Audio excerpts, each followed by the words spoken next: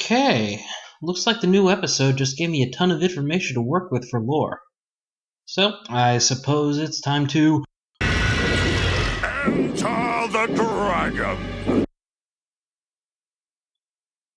What? Someone had to use that joke eventually.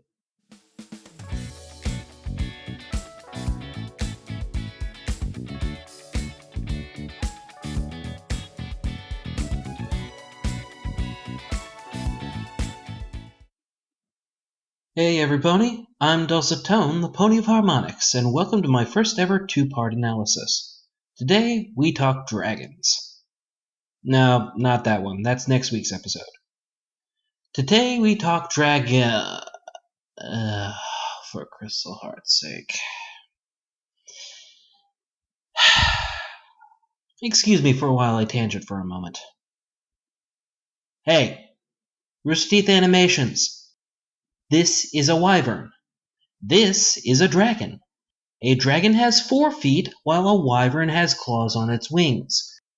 A dragon looks more along the lines of a Pegasus, and a wyvern looks more like a bat. This is clearly a wyvern. For a show steeped in fantasy and lore, you missed this big a detail?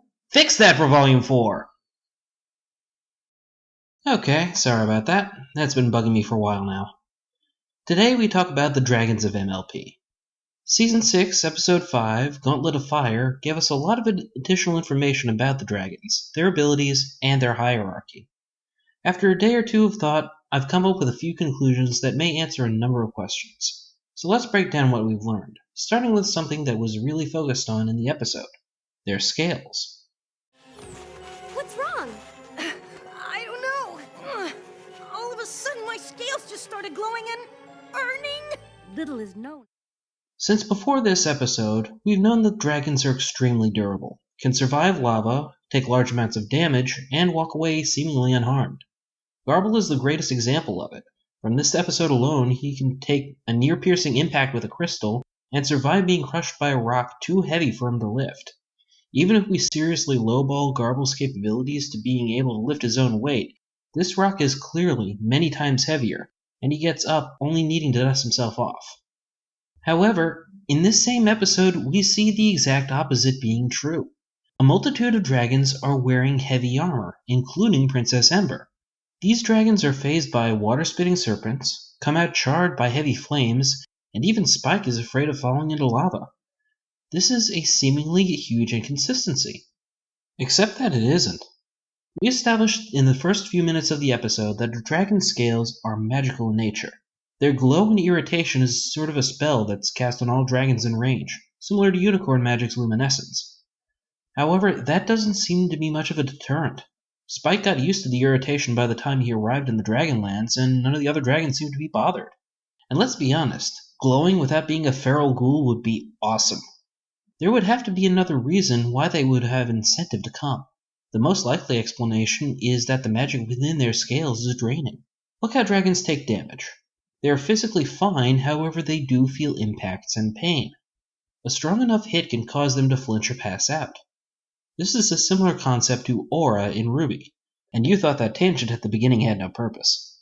Aura is a mystical force that can absorb damage and heal minor wounds. However, pain and impacts are still a factor. If the dragon's scales have similar properties, they can only take so much damage before becoming vulnerable. That's why many are wearing armor and are damaged by water and fire. There are only 2 dragons that seem to be able to take this abuse without armor, Garble and Spike. Then again, Spike tends to avoid that kind of abuse while Garble receives it head on. So that raises another question. Why is it that Garble can take so much damage? For that, let's go on to the next topic. Princess Twilight will be rested, Princess Cadence will be proud, and Princess Spike deserves a little reward. Princess Spike. Dragons are the only known species in Equestria that eat gems, though the Pie family might be the exception to that rule. Oh, that's not,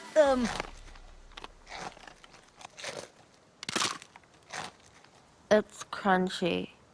We've seen Spike binge eat nothing but gems, but he also eats many other types of foods without any major consequences. The big assumption is that dragons eat gems because they're greedy.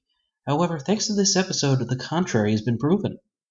Dragon scales are magical in nature and can be depleted over time. What's the best way to recharge magic?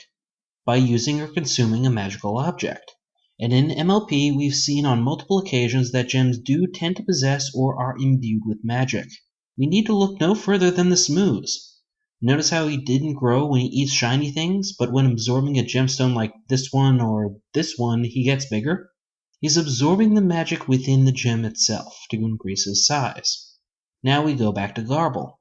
Remember, he is the ringleader of a group of dragons. He would usually get first dibs on all the best gems before his posse. His magic reservoir would likely be much higher than the others. He also hasn't grown much since we saw him last in Season 2.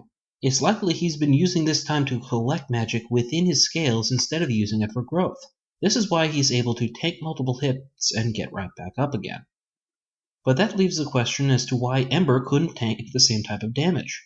She's the daughter of the Dragon Lord. You would think she would have access to a metric ton of gems. But then look at her pops. A dragon as old and as big as him would take a lot of gems just to sustain. It's likely the reason why he had to abdicate his throne in the first place, because his intake wasn't matching what he was losing. It's likely Ember has been skipping on her own gemstone meals to give to her father. Speaking of the family, now's a great time to segue into our final topic. It was designed for a big, strong dragon to win, because it takes a big, strong dragon to lead! Now this is the most contested topic of the episode, as many were wondering where all the other dragons were that were larger than the assumed teens that were present. As I said a moment ago, Garble hasn't grown much at all since Season 2, and we've seen dragons way bigger dating back all the way to Dragonshy. This is the most sketchy of all the concepts, but most of the dragons in this episode have no clear purpose. They're all jobless, aimless. What if the other dragons we've seen have had a role to play in dragon society? Important status and position can open opportunities for greed, which is the main source of growth for dragons. Look at Lord Torch himself, a dragon that towers over all we've seen thus far. It's likely that the larger dragons, being assigned roles, had no intention of leaving them, content with their own greed, and just waited out the summon spell. The ones we see competing don't yet have a role, which is why they showed up in the first place. So let's review what we've learned so far. Dragons' hides are extremely durable, mainly thanks to magical properties within their scales. However, they do run out over the course of time. Dragons eat gems not because of the greed, but because it replenishes the magic within their scales. And finally, dragons grow largest when they're given a position of power, and have no desire to seek more, which is why we never saw the bigger dragons at the summons. But what is all of this really? It's nothing special, it's just my headcanon. Next week, we're going to take a look at the major outlier in all of Dragonkind, Spike. And since there's no episode next week, there's no excuse for you not to stay tuned. I'm Dulcet Tone, and always keep theorizing. You just might wind up right. Thanks for watching.